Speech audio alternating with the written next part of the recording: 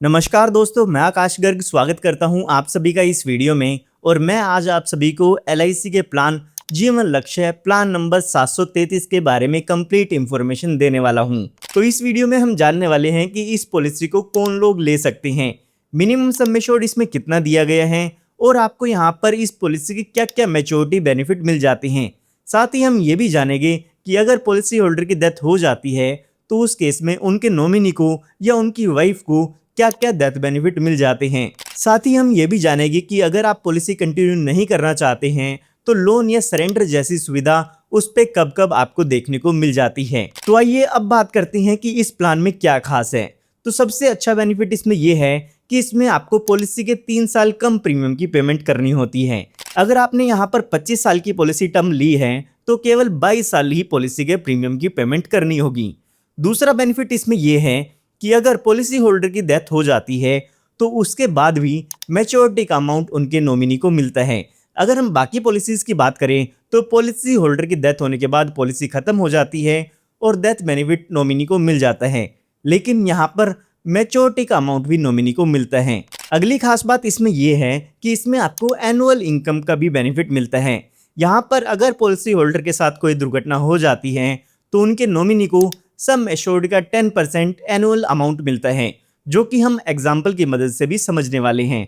साथ ही जब policy holder की डेथ होती है तो उस टाइम पर भी यहाँ पर डेथ बेनिफिट मिलते हैं। तो आपने सोशल मीडिया पर कई बार लिखा हुआ देखा होगा कि एलआईसी की कन्यादान पॉलिसी। तो जो लोग आपको कन्यादान पॉलिसी बताते हैं या कन्यादान कंसेप्ट बताते हैं तो वो इसी पॉलिसी के बेनिफिट आपको बताए जाते हैं, जो कि है एलआईसी का जीवन लक्ष्य प्लान। इस पॉलिसी को लेते टाइम आपको एक बात जरूर याद रखनी है कि इसमें आपको टर्म राइडर को जरूर ऐड करा लेना है, क्योंकि ऐड कराने के बाद ही जो आपको इसके अच्छे बेनिफिट्स मिल पाएगी, जो कि हम आगे वीडियो में जरूर समझेंगे। तो जहां से भी आप इस पॉलिसी को लेने वाले हैं उनको आपको जरूर बोलना है कि आपकी पॉलिसी में टर्म राइडर जरूर होना चाहिए, और अगर नहीं आपने ऐड कराया है और पॉलिसी ले ली है तो बाद में भी इस राइडर को आप अपनी पॉलिसी में ऐड करा सकते हैं। तो आइए इस प्लान की पूरी इंफॉर्मेशन जान लेते हैं। तो आइए सबसे पहले जान लेते हैं कि इस प्लान को लेने के लिए क्या क्या कंडीशंस दी गई है। तो यहाँ पर आपको मिनिमम एज बताया गया है जो कि 18 साल की है, यानी कि अगर आप इस प्लान को लेना चाहते हैं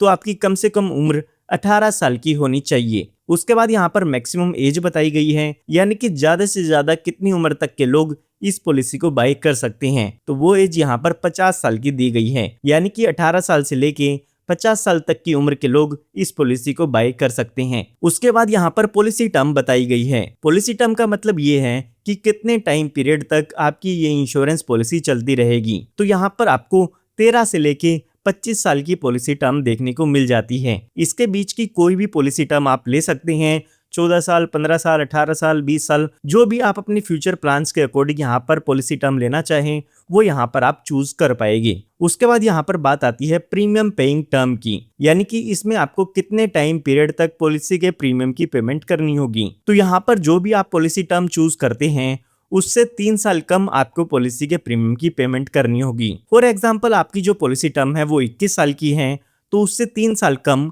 यानी कि 18 साल ही आपको प्रीमियम की पेमेंट करनी होगी। उसके बाद यहाँ पर मिनिमम सम एश्योर्ड बताया गया है जो कि 2 लाख रुपए का यहाँ पर देखने को मिल जाता है। इसका मतलब ये नहीं है कि आपको 2 लाख रुपए पे करने होंगे। इसके बेसिस पर पॉलिसी के बेनिफिट कैलकुलेट किए जाते हैं, ये एक बीमित राशि होती है। उसके बाद यहाँ पर मैक्सिमम सम एश्योर्ड की बात करें तो उसकी यहाँ पर कोई भी लिमिट नहीं है, ये आपकी इनकम पे डिपेंड करता है कि उसके अकॉर्डिंग मैक्सिमम इंश्योरेंस एलआईसी आपको यहाँ पर कितना देती है। तो ये हमने बात की है इस प्लान की कुछ कंडीशंस की। आइए अब एक एग्जांपल की मदद से इस पूरे इंश्योरेंस प्लान को डिटेल में समझते हैं। तो एग्जांपल को समझने के लिए हम मान लेते हैं कि जो आपकी एज है वो 35 ईयर्स की है और जो आप सम एश्योर्ड यानी कि बीमा लेना चाहते हैं वो आप 5 लाख रुपए का लेना चाहते हैं, और जो आप पॉलिसी टर्म यहाँ पर चूज करते हैं वो अभी के लिए 21 साल की पॉलिसी टर्म चूज करना चाहते हैं। तो यहाँ पर अगर हमारी पॉलिसी टर्म 21 साल की है तो प्रीमियम पेइंग टर्म यहाँ पर 18 साल की हो जाती है,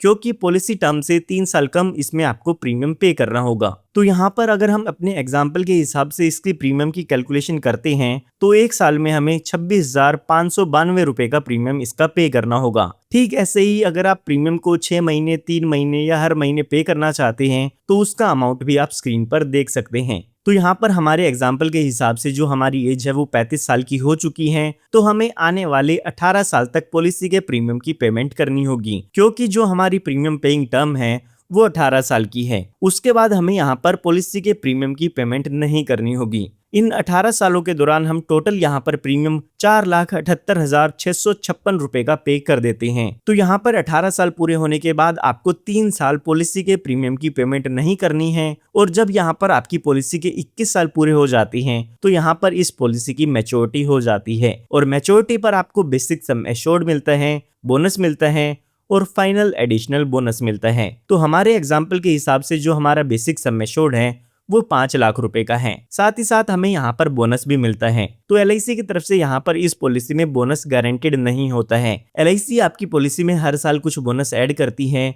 जो कि गारंटेड नहीं होता है। ये बोनस कम भी हो सकता है और ये बोनस ज्यादा भी हो सकता है। LIC की तरफ से हर साल आपकी पॉलिसी में ये बोनस ऐड किया जाता है और मैच्योरिटी के टाइम पर आपको ये बोनस मिल जाता है। तो यहाँ पर हमें एक एज्यूम्ड बोनस का अमाउंट कैलकुलेट करना होगा ताकि हम मैच्योरिटी बेनिफिट को जान सकें। तो LIC ने जो पास्ट ईयर में बोनस डिक्लेयर किया है उसके अकॉर्डिंग हम इस बोनस के अमाउंट की कैलकुलेशन करने वाले हैं। तो पास्ट ईयर में LIC ने कहा है कि हम 1,000 रुपए के सम एश्योर्ड पर आपको 46 रुपीज का अमाउंट बोनस के रूप में देती है, जो कि अमाउंट ये 1 साल का होता है। तो हमारा सम एश्योर्ड यहाँ पर 5 लाख रुपए का है, तो इसको अगर हम 1,000 रुपए से डिवाइड करेंगे और 46 रुपीज से मल्टीप्लाई करते हैं तो ये हमारा 23,000 रुपए 1 साल का बोनस आ जाता है। अब यहाँ पर हमारी जो पॉलिसी टर्म है वो 21 साल की है, तो हमें 21 साल का बोनस कैलकुलेट करना होगा। तो यहाँ पर एज्यूम्ड बोनस हमारा 4,83,000 रुपए का हो जाता है। ठीक ऐसे ही आपको फाइनल एडिशनल बोनस मिलता है, जो कि एक extra bonus one time LIC की तरफ से दिया जाता है। तो ये भी अजम्पशन बेसिस पर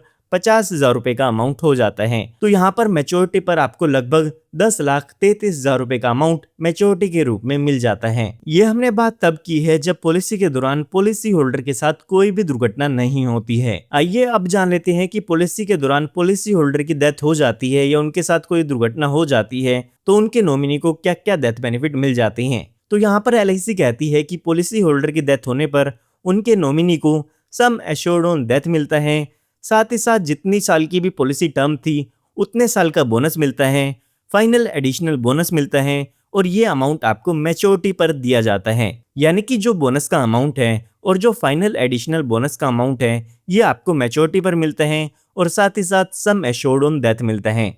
अब यहाँ पर आपको सम एश्योर्ड ऑन डेथ क्या बताया गया है उसको भी जान लेते हैं ताकि हम पूरे डेथ बेनिफिट को ईजिली समझ सकें। यहाँ पर सम एश्योर्ड ऑन डेथ का मतलब बताया गया है कि इसमें आपको इनकम बेनिफिट मिलते हैं और साथ ही साथ आपके बेसिक सम एश्योर्ड का 110% अमाउंट मिलता है, जो कि आपको मैच्योरिटी पर दिया जाएगा। यहाँ पर आप देख सकते हैं लिखा गया है income benefit 10% of basic sum assured payable from policy anniversary after death till policy anniversary before maturity. इसका मतलब ये है कि जो भी लाइफ एश्योर्ड की डेथ डेट होगी उसके बाद जो भी पॉलिसी एनिवर्सरी डेट है उससे लेके पॉलिसी की मैच्योरिटी से पहले की जो भी पॉलिसी एनिवर्सरी डेट है वहां तक आपको इनकम बेनिफिट मिलते हैं। साथ ही यहाँ पर जो भी आपका बेसिक सम एश्योर्ड है उसका 110% आपको मैच्योरिटी पर मिलता है, यानी कि आपको रेगुलर बेनिफिट भी मिलेगा और साथ ही साथ मैच्योरिटी बेनिफिट भी मिलेगा। आइए इसको थोड़ा और डिटेल में समझते हैं ताकि आप आसानी से इन चीज़ों को समझ पाए। तो यहाँ पर हम एग्जाम्पल के लिए मान लेते हैं कि जब पॉलिसी का 6th ईयर होता है तो उस टाइम इन पॉलिसी होल्डर की डेथ हो जाती है, या फिर जब इनकी एज 40 ईयर्स की होती है तो उस टाइम पर इनकी डेथ हो जाती है। तो उस केस में इनके नॉमिनी को सबसे पहले इनकम बेनिफिट मिलते हैं। तो इनकम बेनिफिट यहाँ पर बेसिक सम एश्योर्ड का 10% होता है। तो हमारा बेसिक सम एश्योर्ड 5 लाख रुपए का है, इसका 10% करते हैं तो ये अमाउंट 50,000 रुपए हो जाता है। तो यहाँ पर पॉलिसी के 7th ईयर से लेके 21वीं पॉलिसी एनिवर्सरी तक इनको यहाँ पर इनकम बेनिफिट मिलते हैं। तो इसकी कैलकुलेशन हमने कर ली है, ये अमाउंट 50,000 रुपए सालाना होने वाला है, यानी कि पॉलिसी होल्डर की डेथ होने के बाद 50,000 रुपए का अमाउंट हर साल इनके नॉमिनी को मिलेगा और ये अमाउंट मैच्योरिटी तक मिलता रहता है। हमारे एग्जाम्पल के हिसाब से ये अमाउंट लगातार 15 साल मिलता रहेगा। तो ये अमाउंट अगर हम देखते हैं टोटल तो ये 7,50,000 रुपए का हो जाता है। साथ ही साथ जब भी पॉलिसी की मैच्योरिटी होती है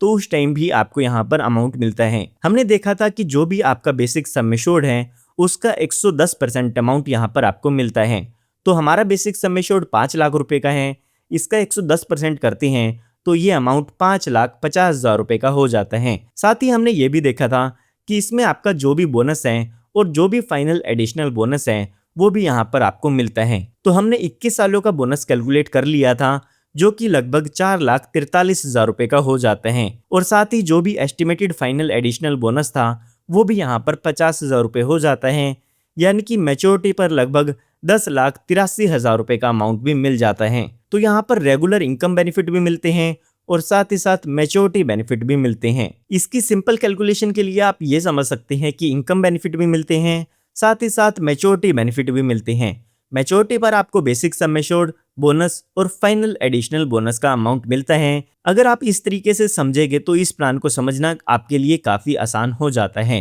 अब यहाँ पर टोटल डेथ बेनिफिट कैलकुलेट करते हैं तो इनकम बेनिफिट 7,50,000 रुपए का टोटल हो जाता है और साथ ही साथ मैच्योरिटी पर लगभग 10,83,000 रुपए मिलते हैं, तो लगभग 18,33,000 रुपए का ये टोटल डेथ बेनिफिट यहाँ पर हो जाता है। अब यहाँ पर आपने देखा होगा कि इस प्लान में डेथ के टाइम पर लमसम अमाउंट नहीं मिलता है। काफी प्लान्स में ऐसा होता है कि जब भी पॉलिसी होल्डर की डेथ होती है तो उस टाइम पर सम एश्योर्ड दिया जाता है, लेकिन इस प्लान में ऐसा नहीं है। तो यहाँ पर अगर आप डेथ के टाइम पर एक लमसम अमाउंट चाहते हैं तो आपको अपनी पॉलिसी में टर्म राइडर बेनिफिट जरूर ऐड करवा लेना है, जिससे पॉलिसी होल्डर की डेथ होने पर आपके नॉमिनी को एक लमसम अमाउंट मिल जाता है। फॉर एग्जाम्पल हम अपनी पॉलिसी में 5 लाख रुपए का टर्म राइडर ऐड करा लेते हैं, तो जब भी पॉलिसी होल्डर की डेथ होगी तो उस टाइम पर उनके नॉमिनी को 5 लाख रुपए का अमाउंट मिल जाएगा। साथ ही साथ इनकम बेनिफिट और मैच्योरिटी बेनिफिट भी मिल जाते हैं। ये जो टर्म राइडर होता है इसके लिए आपको कुछ एक्स्ट्रा प्रीमियम पे करना होता है। काफी कम प्रीमियम पे करके आप इस राइडर को अपनी पॉलिसी में ऐड करवा सकते हैं और आपको ये राइडर इस पॉलिसी में जरूर ऐड करवा लेना चाहिए। आइए अब जान लेते हैं कि इस प्लान में और क्या क्या बेनिफिट्स आपको देखने को मिल जाते हैं। तो यहाँ पर आपको इस पॉलिसी में कुछ राइडर्स देखने को मिल जाती हैं जिसको आप अपनी पॉलिसी में ऐड करा सकते हैं और इसका आपको एक्स्ट्रा प्रीमियम पे करना होता है। तो आप अपनी पॉलिसी में accidental death and disability benefit rider add करा सकते हैं, या फिर एक्सीडेंटल बेनिफिट राइडर ऐड करा सकते हैं, या फिर आप अपनी पॉलिसी में टर्म राइडर भी ऐड करा सकते हैं। उसके बाद यहाँ पर बात आती है मोड ऑफ प्रीमियम पेमेंट की। तो यहाँ पर आप इस पॉलिसी में प्रीमियम को सालाना पे कर सकते हैं, 6 महीने में पे कर सकते हैं, या फिर 3 महीने या मंथली भी प्रीमियम की पेमेंट कर सकते हैं। उसके बाद यहाँ पर बात आती है ग्रेस टाइम पीरियड की।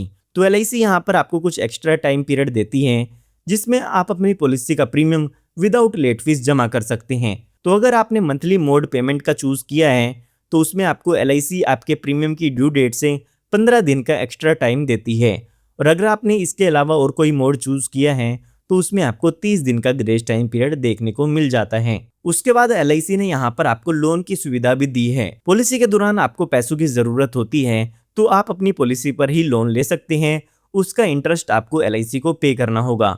तो यहाँ पर अगर आपका 1 साल पॉलिसी को हो जाता है तो उसके बाद आप अपनी पॉलिसी पर लोन भी ले सकते हैं। उसके बाद यहाँ पर LIC ने आपको सरेंडर का ऑप्शन भी दिया है। कई बार ऐसा होता है कि आप किसी रीजन से पॉलिसी को कंटिन्यू नहीं करना चाहते हैं, तो उस केस में पॉलिसी का 1 साल पूरा हो चुका है तो आप अपनी पॉलिसी को सरेंडर कर सकते हैं और उसकी जो भी सरेंडर वैल्यू होगी वो आप यहाँ पर ले सकते हैं। तो यहाँ पर मैं उम्मीद करता हूँ कि आपको LIC के जीवन लक्ष्य प्लान की कंप्लीट इंफॉर्मेशन मिल गई होगी। फिर भी अगर आपको कोई डाउट है तो आप मुझसे कमेंट में पूछ सकते हैं, और इस तरह की लेटेस्ट वीडियोस मैं आप सभी के लिए लाता रहता हूं, तो आप हमारे चैनल को भी सब्सक्राइब कर सकते हैं। धन्यवाद।